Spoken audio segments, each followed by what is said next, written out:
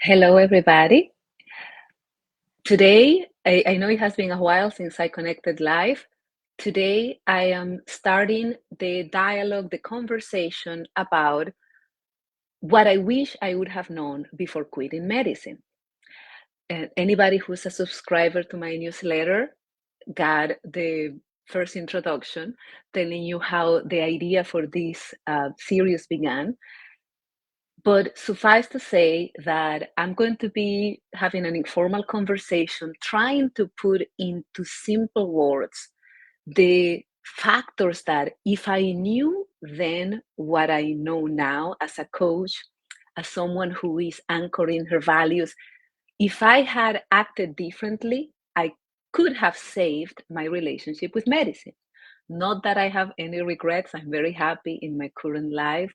And I actually consider myself more a healer than a physician. So perhaps medicine wasn't the best fit for me to begin with. But now I know that in the same way that I was able to apply my early knowledge of personal development to delay my leaving medicine by about 5 years, and that allowed me to have a much better financial base before I did.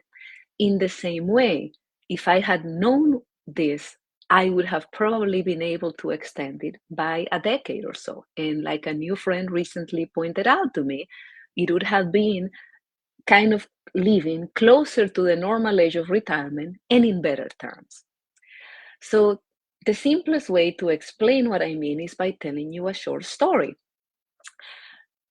I used to have in a particular medical job, I will, 20 years ago, I had a boss who I really admire and respected. I will call him Dr. Smith.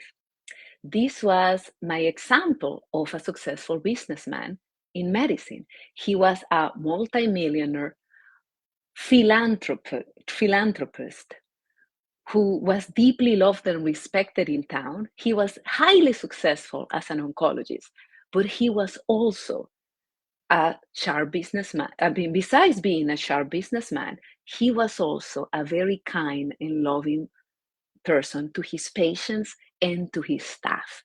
The reason why I took the job with him was because he referred to his staff as family, and I could feel he was sincere. So Dr. Smith and I had very similar values, and I was very happy the time I worked with him until the day he retired. And as the major shareholder in the company, in the oncology group, after he sold his shares to a private equity and left, the remainder of the partners, we were left as equal partners. We had to make the decisions by ourselves without his vote being the final. And in one of the first meetings as a group, I saw the writing in the wall. I saw that the group was destined to go downhill. We had to make a decision about buying a certain piece of equipment. Let's call it a linear accelerator machine, which costed, depending on the model you got, costed anything between $1 and $5 million. And we had to decide which model to go for. And there was the group of people saying, among the partners, the accountant and other people said, we need to go for the cheapest model, the refurbished one. As long as it does its job, we cannot take a loan that is going to be super, it's going to drain our reserves and make us have to give up our bonuses. There was another faction that said, no, we need the top of the line machine, the most expensive in the world, because we cannot fall behind the competition. We need to show the competition that we are better than them, stick it to them. We need the best machine. And I was there witnessing this, my eyes like a ping pong ball. And I could hear one side. There was a doctor actually yelling, I will not give away my bonuses. I cannot live with miserable $270,000 a year. We have to buy the cheap machine. I will not give my bonuses away. And another doctor starting to raise his voice. I hate Dr. So-and-so, someone in his competition. He deserves to be punished. We need a better machine, the best machine in town, so we can take his patients away. And I was saying, oh my God, where are the values? Where is the spirit of good faith, good karma, kindness that made this place big in the first place when Dr. Smith was in charge? Nobody was talking about what's best for the patients. The team wanting the cheap machine never stopped to wonder if that machine does it do the job. The people who wanted the expensive machine didn't stop to ask, is this just, like the last model of iPhone, icing in the cake that you don't really need that? There's a model right underneath that is more affordable, but it does exactly the same good job for the patients. Nobody was thinking about the staff. Are we going to risk not making payroll if we go to the expensive one just for the ego of showing off?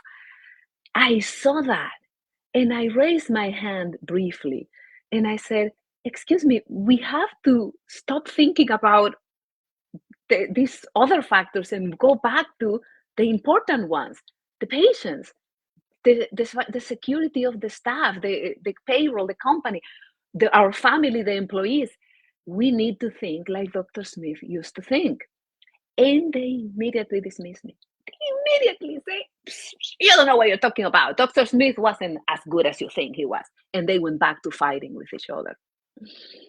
I knew that day that we were destined to go downhill, that my time in that place, a part of me knew it was limited. And yet I shut up and said nothing. And I proceeded for the next few years to withdraw myself and not make any effort to take leadership and remind them of the values that made that place. And I just kept going and ignored my inner voice until the situation became intolerable. Because the same lack of values that was causing that war was the lack of values that meant I no longer had any connection with the intention of that place. It was the same lack of values that I started witnessing in some of my partners, where the finances of the practice, whether we gave enough chemo to make a lot of money, was more important than the quality of life of the 90-year-old patient in front of you. From that story, I will in other moments give you more information about the three biggest lessons I learned. The first one was about listening to my own voice. I knew that we were going the wrong way. If I knew then what I know now, I would have insisted in taking some form of leadership. I didn't need the ego of saying I'm the president, like everybody was fighting about. I could be a behind the scenes person, but it was my responsibility to speak my truth, and I didn't.